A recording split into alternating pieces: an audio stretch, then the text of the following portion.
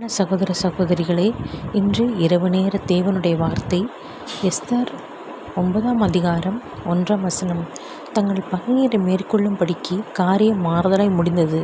இந்த வசனத்தை கேட்டுக்கொண்டிருக்கிற தேவ ஜனங்களே, நம் காரியம் கர்த்தர் கையில் இருக்கிறது. நம்முடைய துயரம், நம்முடைய பாடுகள், நம்முடைய பிரச்சனைகள், நம்முடைய எதிர்பார்ப்புகள் எல்லாம் தேவனிடத்தில் சொல்லும் போது, விசுவாசத்தோடு ஜெபிக்கும் போது, உபவாசம் பண்ணி ஜெபிக்கும் போது, எஸ்தர் ராஜ்யத்துக்கு கொடுத்த விடுதலை நமக்கும் கொடுக்க வல்லவர் இருக்கிறார். உங்களுக்காக ஜெபிக்கிறேன். கர்த்தாவே, ஸ்தோத்திரம் கர்த்தாவே.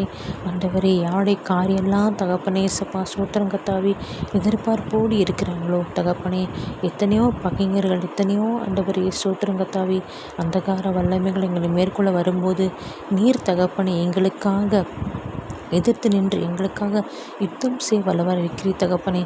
எஸ்தர் ராஜ்யத்து காலத்தில் எப்படி யூத ஜனங்களுக்காக அவர்கள் ஜெபித்தார்களோ, நீர் விடுதலை கொடுத்தீரோ, பிரமாணத்தையே மாற்றினீரப்பா. அதே போல் தகப்பனே இயேசுப்பா, எங்களுக்கும் காரியத்தை மாறுதலை முடிக்க செய்யுங்க தகப்பனே.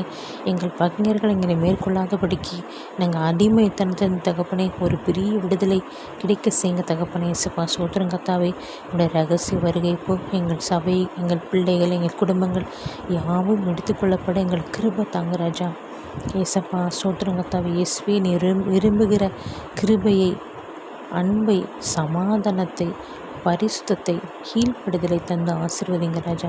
துதி கனம் மகிமையாவையும் இயேசு கிறிஸ்துவுக்கே செலுத்துகிறேன். மீட்பெரும் இரட்சகமாக்கிற இயேசு கிறிஸ்து நாமத்தில் ஜெபிக்கிறேன் என் ஜீவன நல்ல தகப்பனே. ஆமென்.